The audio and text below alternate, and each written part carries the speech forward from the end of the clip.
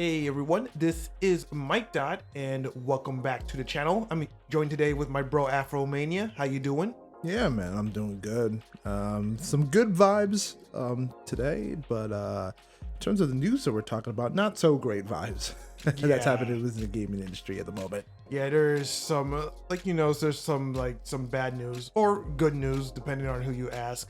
But yeah, apparently like a game that nobody asked for, Concord, is fortunately or unfortunately shutting down within just like 2 weeks of its initial release. For anyone who doesn't know, it's basically Sony's funded hero shooter that's basically supposed to be Overwatch with some not so like interesting characters, and it's a live service game that costs $40 in a market of hero shooters that are usually free to play, and that's just one of the issues that has the game going for it. Well, not necessarily in the beginning, because like Overwatch was kind of one of the more popular, hero shooters, and that back in the day we paid for that. Yeah, obviously. But we back in the day we also paid for quality. So. Yeah, exactly. But besides from Concord, there's also news from last week regarding Rocksteady and their rounds of layoffs for the poor sales of Suicide Squad Kill the Justice League. Apparently their QA team is getting completely slashed in half. And I'm pretty sure that's only the start, considering how poorly that game did. But yeah, let's just go in on Rocksteady first. Again, according to PC Gamer, the game didn't do well by its metrics. On paper, it was just like, it was a good idea on paper. Like, a spin-off of the Arkham universe games for Batman. But it was hot ass. It was terrible. Yeah, it was basically another like Borderlands Destiny style looter shooter that had a very repetitive gameplay loop. It was just overly flashy, overly stimulating, and a lot of people really didn't like the fact of what they did with the characters and the story and whatnot. Yeah, the story was very questionable at most. I mean, in terms of if you're a hardcore DC fan. Yep. I mean, back in the day, we already went into enough of our discussion. Regarding we talked a lot about Justice League and Suicide, like how they treated the Justice League, the characters, how they gave Batman the most unceremonious death, how they just treated all the male characters just like a joke with how they were just killed off in the game, and it's just like. So did you while before this game decided to go belly up, apparently there was going to be some more DLC that was going to course correct the storyline. Apparently in the storyline is that the characters that you actually killed were not actually the Justice League but clones said Justice League, and that the actual Justice League characters were like captive for Brainiac, because that was supposed to be the big twist. The big twist going into that though. But either way, no one's going to be able to experience that. It was a bad execution overall, and the game was in development for 5-6 years, maybe even longer than that, even before the game actually popped off and went its way. I think at the end of the day, I think when it was just coming on the eve, like I said, it was coming on the eve of live service games going in the up, and Warner Brothers and their crappy decision making, basically, hey, we're gonna shove live service onto this game that really didn't need that. Probably maybe if it was like a simple multiplayer game, maybe would have fared better. I think the fact that you tacked on live purpose elements onto it didn't give it any justice to the game. I think it just added more on top of all the wacky decision makings this game had though. But that being said, and unfortunately with those decision makings, it has now led to layoffs to some of the staff at Rocksteady.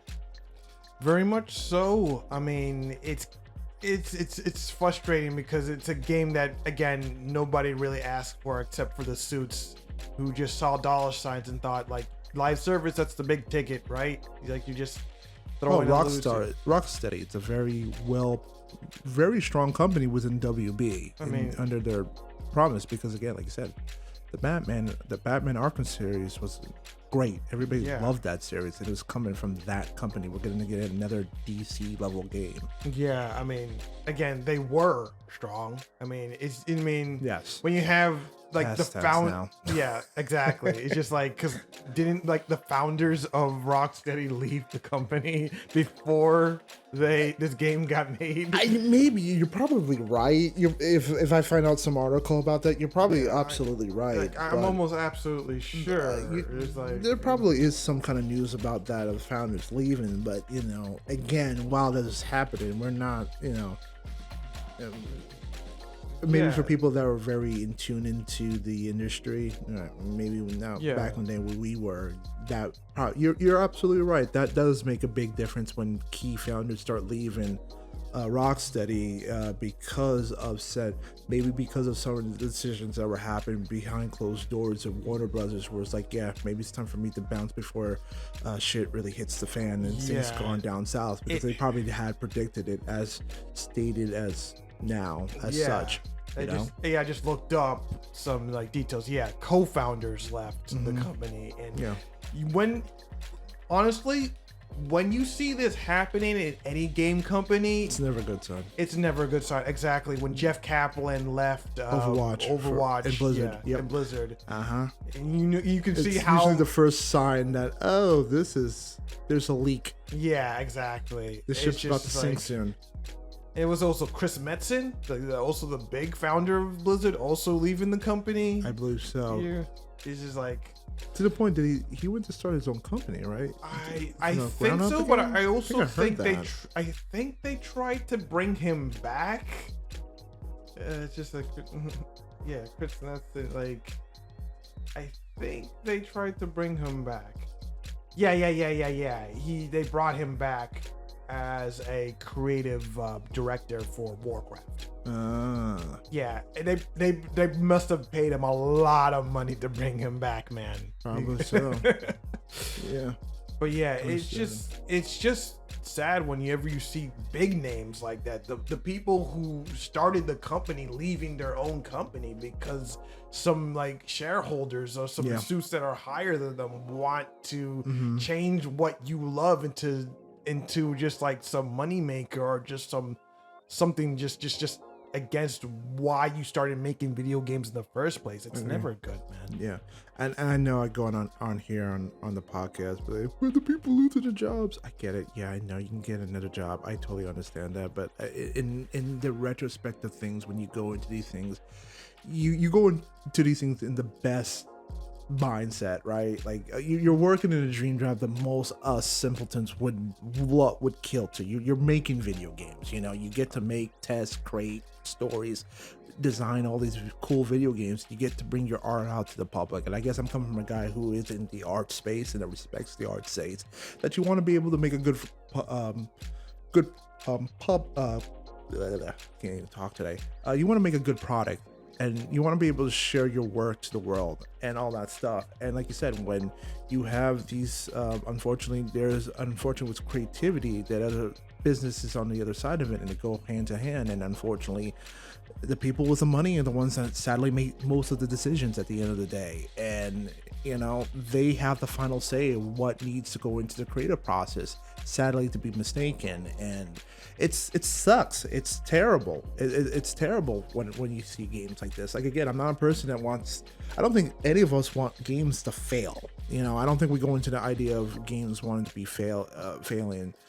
Maybe I can't speak for everybody, but I don't want, listen, like even in the next topic we're going to talk about was Concord. Like, man, I don't want to hear a game fail. And you hope that these games kind of find their niche and do well. And because again, it means that, people are still working, people will still be able to make good games, and people are able to hopefully still improve on the product and make it even better for the fans that really enjoy playing those games and such. So,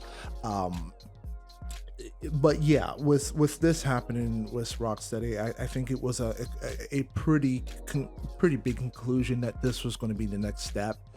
due to the fact that this game lost Warner Brothers tons of money, and again, it stinks. It stinks for these people that have worked on this game that are involved. Well, for me personally, I'm a bit of a cynical douche sometimes when it comes.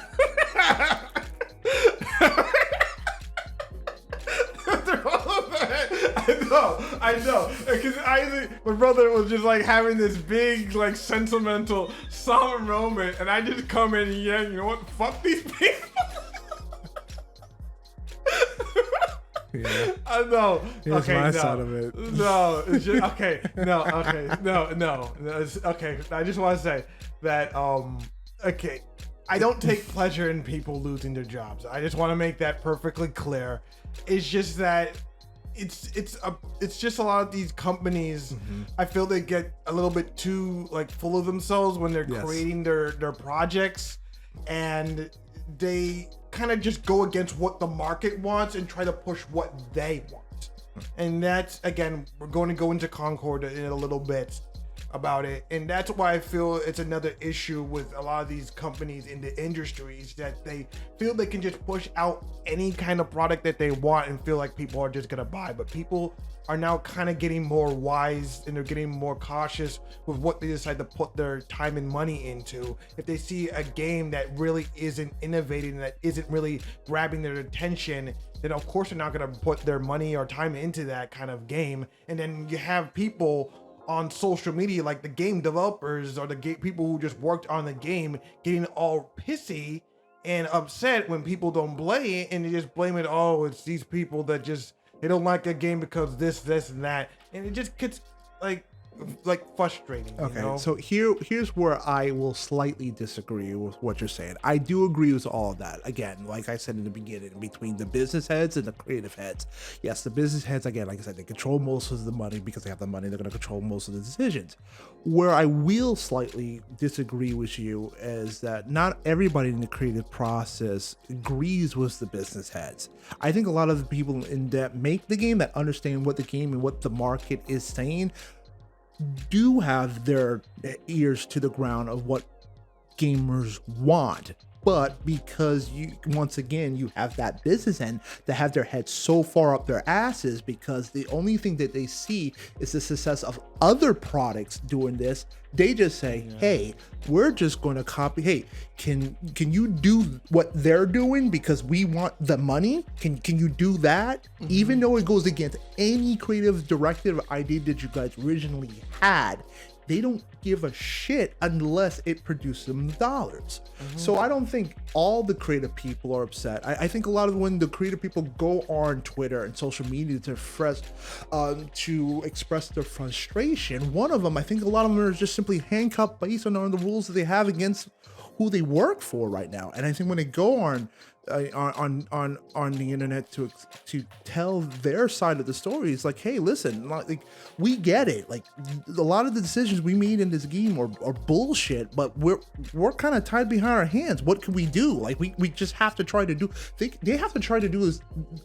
They have to make the best product within the circumstances they are being forced into. That's why I'm a little bit upset with these guys, because some of them just don't really have a choice. Like, at the end of the day, they have a paycheck. They have things they got to take. They have families to feed. They have to take care of themselves. They have to have a living at the end of the day. So all they can do is, with the crappy situations that you're given with, we just have to try our best to make the best product possible. And that's why I go at that end, on their end, because I get it. Sometimes you're just stuck in a rock and a hard place when we're working with these douchebags at the top of the end food chain. And I think everybody can feel that in any job that they worked with, where you've worked in a couple of jobs where you've worked with incompetent bosses that have where they choose ego over logic, right? I think you've been in situations like that, like you're sitting here like, what the fuck are we doing? This makes literally no sense.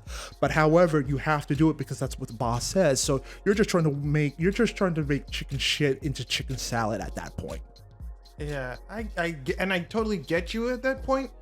But like, like going like in fact I feel like there's a lot more I want to say, but I feel like we should like switch topics and talk into Concord. I feel like this might even like whatever we're talking about. Yeah, everything we're talking about will swim. In fact, let's just switch to Concord now in this in this discussion. Anyway, like we said earlier, Concord is a hero shooter that just basically shut down within like 2 weeks of its release, and yeah, a lot of people personally saw it coming because on Steam the game did not do very well.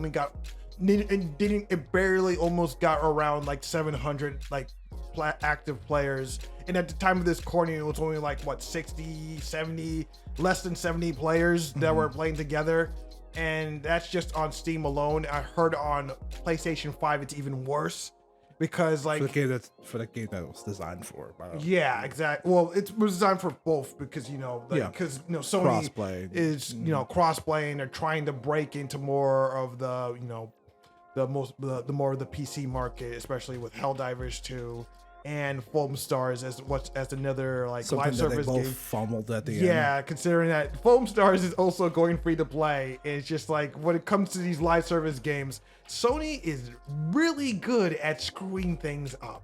Especially good things too. Like Helldivers 2 had like such a great following like in the beginning of this year, and then they just had to step in and do some dumb shit now to piss a lot of people off. Yeah, and the thing about the whole like Helldivers 2 PSN login requirement, it's already been like known that the studio head for Helldivers 2 knew that the requirement was coming, but they wanted to push it aside as long as possible just to get people into the game on PC. But it got to the point where Sony said like, it's time to link up. It's time, the rent is due.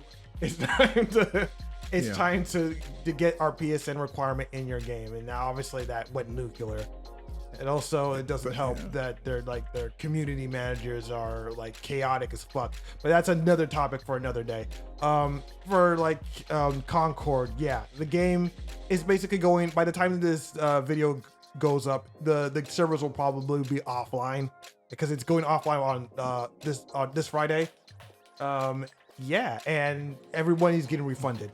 If you bought it on PlayStation 5 or PC, doesn't matter, you're getting a refund. That's good. And the game is going to become like it's funny because I just watched a video where the price for the physical copy of the game is actually going up because it's basically going to be a collector's piece at this point. Pretty much. Yeah. It's just like as much of a collector's piece that ET is on the Atari 2600, which is ironic considering that the ET game back in the day actually sold more than Concord did.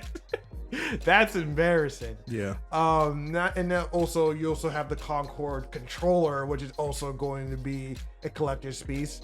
And that also leads to the question, what are going to do about the Concord like animation that's going to be on the Amazon the next level? I was just thinking about that. Yeah, what are they going to do about that? Because this game was supposed to be huge for Sony and it flopped in only 11 days. Yeah. So like why do you think a game like Concord just kind of flopped? Do you think it was just poor marketing? Do you think it's just a saturation of the market? Do you think it's just Sony doing dumb Sony things? Like what's your take on why you think this Concord kind of just felt so flat that people just didn't respond to it? Oh, all of the above. Absolutely all of the above. Okay, so first off, you got the game marketed like it's a Guardians of the Galaxy knockoff with characters that don't look anything appealing compared to Guardians of the Galaxy. You got like the weird like Leonard guy that just looks like a human with like spikes, and you got the Star Child who looks like a Drax knockoff. It's just like the characters. I mean, again, I'm saving that for later. The character designs. And then you have the gameplay that, well, it's not bad from what I've heard. The gameplay is actually not that bad, but it doesn't really innovate on anything. It doesn't try to do anything new or special. It's kind of just a game that just does the bare minimum of what a hero shooter should do. So they're basically like move the payload, capture the flag, kill everybody. Yeah, it's that kind of like it's that kind of stuff, and it just has some really like boring, like visually some boring color palettes, and it's just like, ugh, it just doesn't look good. I mean, that's what I really wanted to say there. And again, the game focuses on stuff that ultimately doesn't matter to a lot of people, which is like the weekly cutscenes, the weekly vignettes or whatever they're called. Like they're supposed to give you more insight on like the characters, their struggles, and what they're like, you know, fighting as freelancers or free runners or whatever they're called in a game. And then just like, is that really necessary? Do people really want that in their hero shooter? And I would say no, that's not what people want. They want like good gunplay, they want good team play, they want good gameplay in general. That's what they want. And of course, like lastly, it's also, I mean, the characters the designs are just abysmal. I mean, you can't deny this. A lot of people say like, it's not yes, the characters. It's because it's a game that's a visual medium. Video games are a visual medium, and you're putting your best foot forward when it comes to these characters and what they give off, what they represent. And when you look at any of these characters, I don't feel anything. I don't see anything in them. I don't see any reason why I want to play as this character, what I want to learn about this character, why I want to be this character, would I put this on a shirt? No. Would I want a collectible of this character? No. These characters are just poorly designed. They need to get like put back into the oven. They need to be like completely redone because just visually they were just awful. So basically, like a lot of these, I've seen a little bit of Concord, but from what I have seen in terms of like the character designs, yeah, I could understand why people would be upset about the character designs. Well, because like what you just iterated, it is about putting your best foot forward, and it's about making that grand first impression, especially in the trailers too, to get people pumped and excited for a hero shooter game. You know, that when you're making a game like that, a lot of your selling point are characters. And like you said, do I want to be able to cosplay as this character in Comic-Cons down the road? Do I want to be able to create, see different costumes and toys and other kind of marketing purchases for that type of stuff? So yeah, I think when you are entering into the hero shooting space, you gotta have appealing heroes. You really do have. Yes, I agree on that. It's because that is your selling point. At the end of the day, it's not really the game itself. That's the thing that you really do have to sit down and sell. So I do agree on that. It is something that you have to get right. You have to get the silhouettes right. You have to get the character designs right. Like you said, they have to be appealing and they have to be attractive. Yeah, and they completely failed on that front. And of course, again, it's just like, again, a game doesn't need to be like super innovative in terms of its like gameplay or not, because again, Marvel Rivals is a game that doesn't bring anything like spectacular or anything new to the table, and yet it's solid. It's solid. It's fun to play, and the heroes actually look like heroes you want to play. And obviously, they're characters that everybody knows and loves. They're recognizable, yeah. Yeah, but and everyone can say, well, it's a new IP. Of course, people weren't gonna give it a chance. But the same could be said for Overwatch when it first came out. That it was a new IP, and it had characters that looked cool, that played well, visually appealing. It's just again, of course, again. It was from Blizzard. It's a game from Blizzard that, back in the day had a lot of like prestige. It had a lot of prestige and a lot of goodwill to the video game fan base that, hey, we're willing to take a shot on Overwatch because we know what the quality that Blizzard brought back in the day. Yeah. And you could also say the same, like, well, yeah, what about, like, of course, people could say, oh, it's Blizzard. Of course, people are going to support that. But you also have some like lesser games like Paladins, which again, that is from, I forget the company in that name, to be perfectly honest, but everyone knows like Paladins. It's a game that also had some appealing characters that people want to play at. I know for the longest time, people called it as Overwatch that for like poor people, but still had characters that were more visually appealing and gameplay that was more enjoyable. Yeah. Especially when you compare it to something like Concord, man. Or in the game back in the day, like Lawbreakers, because Lawbreakers tried to do the same thing too. Well, tried to bring the hero shooter. They're like Cliff Blisky's hero shooter. Okay, Lawbreakers is also another special case because that also didn't last long. As much as I love that game, and it did have some pretty decent characters, not super spectacular, but just decent enough that I want to play as some of these dudes. Especially I think one of my favorite character was one of the Wraith characters, like the guy with the slidey knife and stuff like that. But that's another story because again, like as much as I love Lawbreakers, issues with Cliffy B. And how he marketed his game and how he wouldn't shut his mouth about bathrooms, whatever. Okay. I mean, it's kind of funny though, considering he did want to try to revive the game, but Nexon has the rights to it, so he couldn't get it back from them. So the game is in limbo. I would love if they brought that game back and just put it as like a game that's just like like a small payment fees just for the really dedicated fans to just buy it and play it forever, because it's just so annoying with these live service games and them basically being like unavailable to play forever. Once they shut down, they're shut down for good. That is a little disappointing.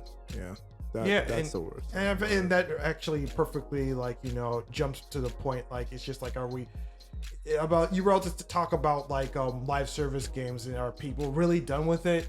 I mean, personally, I don't think that the live service model is itself an issue. I don't think people are necessarily tired of live service games, because if they were, games like Fortnite, Apex wouldn't be doing as well as they are, because I don't think it's the but I feel like that those are now, they've become special occasions at this point, don't you think? In terms of now, because now I don't when I think of Fortnite, I don't think of us, you and me. I feel like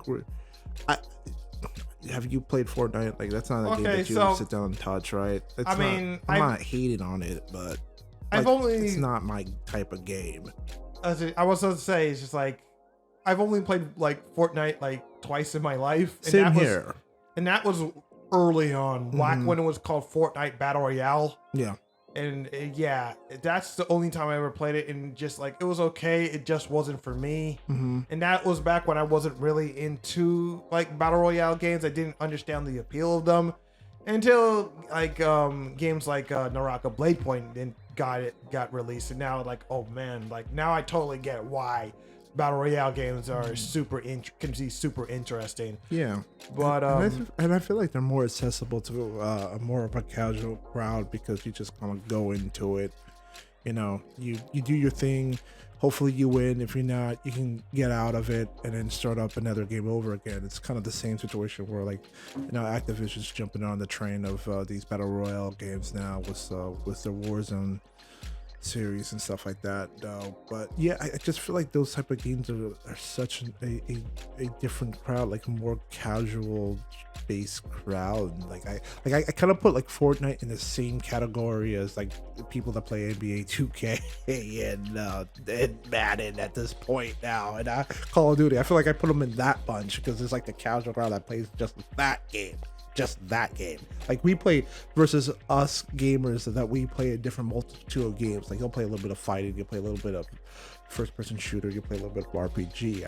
I don't think I link them into that. They're gamers, but they're casual bunch. I wouldn't say that live service games only appeal to casuals. I think a lot of hardcore gamers are into certain live service games, Helldivers 2 is another example of a game that's obviously very geared towards bros that want to just link up with friends and just smash some bugs. And how long? But it's people still playing Hell. I'm sorry to cut you off, but how is Helldivers 2? I mean, it's still holding up. It's obviously not as popular as it used to be, especially considering there's an issue with weapon balance that like the studio keeps messing with, and that's really upsetting people. I mean, there was a huge like topic about a huge event where a bunch of soldiers had to protect Super Earth from getting invaded, and people were so fed up with the weapon balance in the game that people decided to say, screw it, just let the robots invade Super Earth. And it was just like, yeah, it got to that point. And it's like, yeah, you know what? Fuck it. Yeah, exactly. Just let Super Earth burn. Screw it.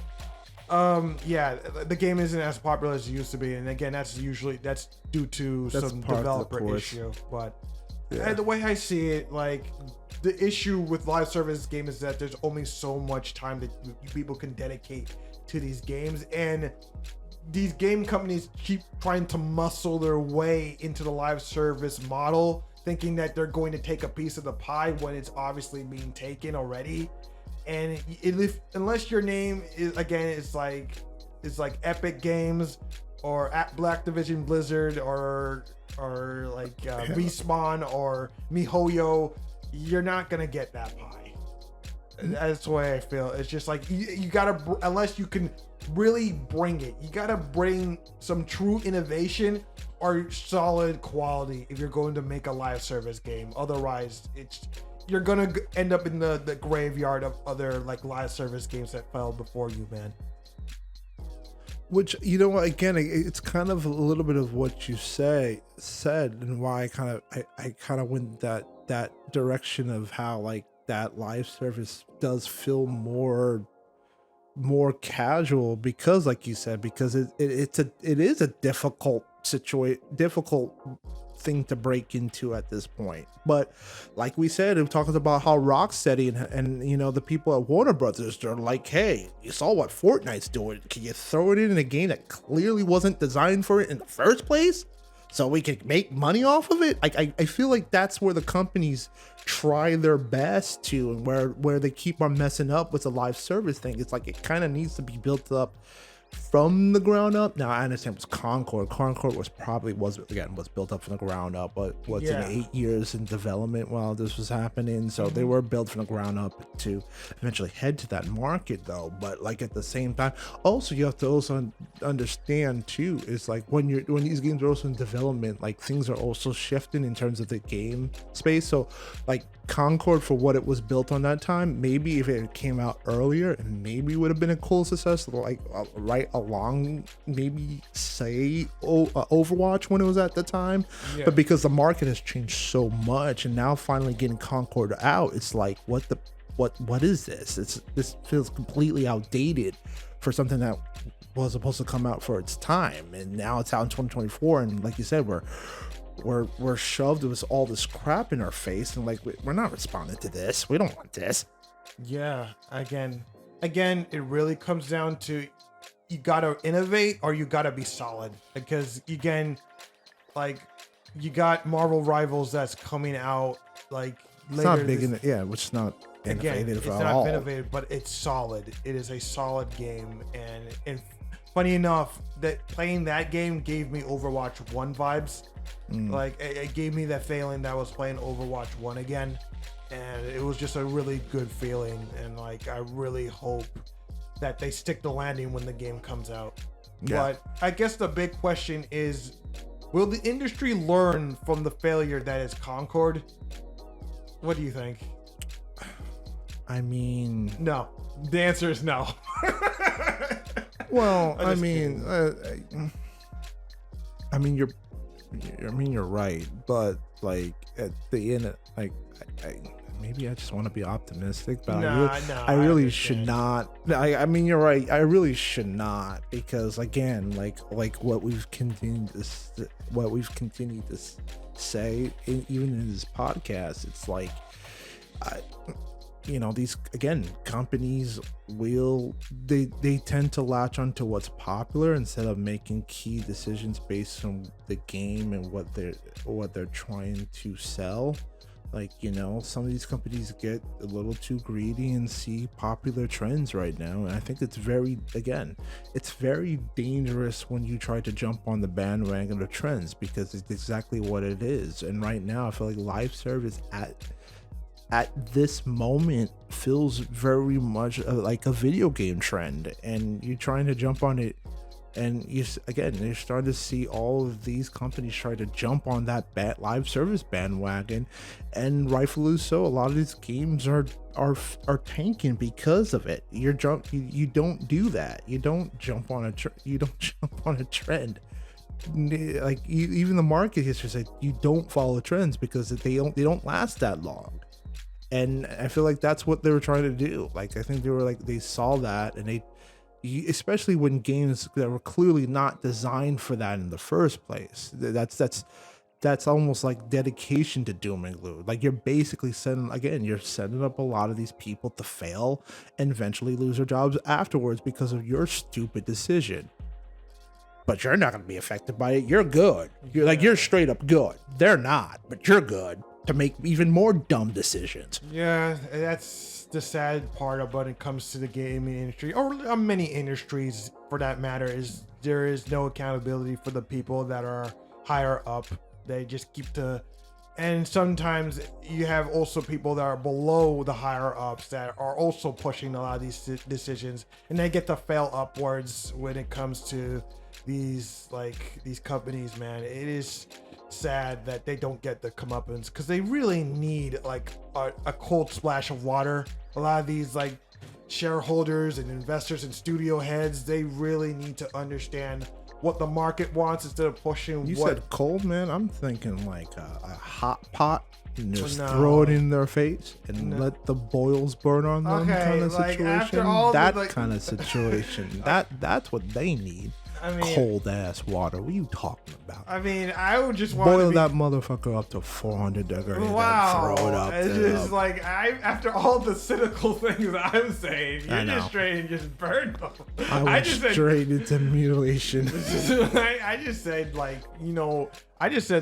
just again wake them up.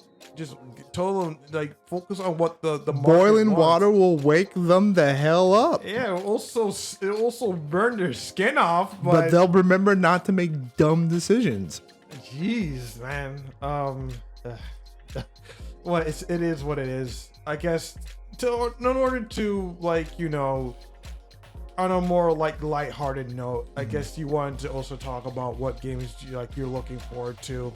So this got announced last week. We didn't cover it though, but again, Capcom threw in another fighting game collection. Yeah, the Capcom Fighting Game Collection 2. I guess it's more focused on the 3D ones, not just the 3D ones, but other lesser. Not less. Not even that. It's actually more focused on the collaboration ones. Another set of collabs. And the 3D ones too. One of the more bigger announcements were SNK was announced. SNK vs Capcom 1 and 2 were in there, along with games like Project Justice, which was anybody that knows that's kind of like rival schools. That was kind of thrown into there, which was totally big. Mm-hmm. I mean, I've never played Project Justice on the Dreamcast, but I mean, it's nice that it's getting re-released, as well as Power Stone 1 and 2, and a lot of other little lesser talked about games like Plasma Sword, the game that were Hayato, and that Hayato came from. And he's a lot of the only character that everybody knows him from is Marvel vs. Capcom 2. Yeah, he was one of my mains. Yeah, he was one of my mains. Hayato in there. But also has one of the worst Capcom fighting games ever made, which is Capcom Fighting Evolution. Yeah, that game. Which is basically a hack job of a release where you basically just throw in characters from different games with their original mechanics, and just made certain characters completely some overpowered and some completely underpowered, especially the Red Earth characters are just terrible in the game. Yeah. And it's just because they have their original mechanics instead of you allowing you to use mechanics from the other Capcom fighting games. Yeah. And it's just and And there was also the debate that people saying that they went with Street Fighter Alpha 3 Upper instead of Street Fighter Alpha 3 Max, which has more characters. I guess like Street Fighter Alpha 3 Upper is the more balanced version of the games, but a lot of people like me in particular would have preferred Street Fighter Alpha 3 Max simply for the more characters you could have played as. I guess it is what it is. And also, there's also, I guess for some people, there is also an issue about potential censorship. I mean, the game hasn't obviously been released yet, so we don't know what exactly has been changed, but it has been detailed that certain characters and certain visual elements are going to get altered in the final release of the game. More specifically, with Capcom Fighter Evolution, we have Dimitri and his Midnight Bliss move, where he transforms enemies into beautiful women, and he obviously fights them and stuff like that's usually what he does in the Darkstalkers game. Oh, that's getting changed apparently. We don't know exactly what. I mean, I actually looked into the move, the Midnight Bliss move, just like to show all the transformation he does to the characters, and I didn't see anything in particular that would warrant altering or anything changing like that. But it's just a weird thing to just do. I mean, well, okay, we don't know exactly what they'll change in terms of that move, so it's not no point to really. Yeah, I mean, personally, I'm not going to rise my torches and pitchforks right away. Not until I at least see what they did to it. Yeah. And even so, I'm still probably not going to make that big of a deal. I understand for people that want to see these games preserved as they originally were released. For that crowd, I completely understand why they don't want to see anything change, because this is supposed to be not just a collection of games, it's supposed to be a preservation effort for these games. I agree. And people want all these games the way they were, even with the questionable content and all. And I feel like this could easily be solved with a toggle. In the options menu, just have a toggle where you can say just sensitive imagery, a toggle, and have the description saying this re-enables visual the elements, original intent of the game, the visual elements that some people might find offensive, and have that off by default, so people have to consciously opt into enabling that feature. I feel if they just did that, there wouldn't be any issues. I agree. Yeah. I just don't understand why. That's how smart people should work that out, and then you can meet for both ends. Exactly. Yeah. It's just I don't understand it, man. So with that being said, what I guess you said you did mention you were looking for more for just Street Fighter Alpha coming back out of all those games. Well, I didn't really say that. I'm looking forward to that to most. Actually, the games that I'm looking forward to most is Capcom versus SNK 2 and Power Stone 2. Okay. As a matter of fact, though, speaking of Power Stone 2, again, it's the full game and all that, but also, once again, visual elements, certain character endings are being altered again. It's really annoying, just disappointing. But again, we don't know what exactly is going to get changed, so we're just going to have to wait and see. But I guess the biggest, coolest thing about it is that every single one of these games are going to be completely playable online, which is going to be really cool. Especially Power Stone 2 online. That's going to be great. That's going to be great. That's going to be fun, man. I am looking forward to it. And you can order it right now, right? It's pre-ordered, right? Yeah. Because it comes out next year. Yeah, it comes out next year. Did they say what quarter? I don't think they mentioned a quarter. No, they have not. No. Hopefully soon. Yeah, I hope so. Because that's great. Get online Power Stone. Just get an online in general for all of these games. I think that's just the big deal, especially again, Capcom versus SNK 1 and 2, and again, with Terry Bogard coming out for Street Fighter 6 in the next in a month or so, and then you got Mai and then Mai coming out just after that, man. This basically solidifies the fact that we're gonna get a Capcom versus SNK 3 at this point. So, man, yeah. Or an SNK versus Capcom 2. Either or. That's true. I mean, obviously, I would prefer a Capcom versus SNK 3 over the other game, but Just the fact that they're obviously collaborating and working together again. It's just a makes good me sign. Feel good. Yeah, it makes me feel happy, man. I think that's just great. I think again, I'm just excited for that.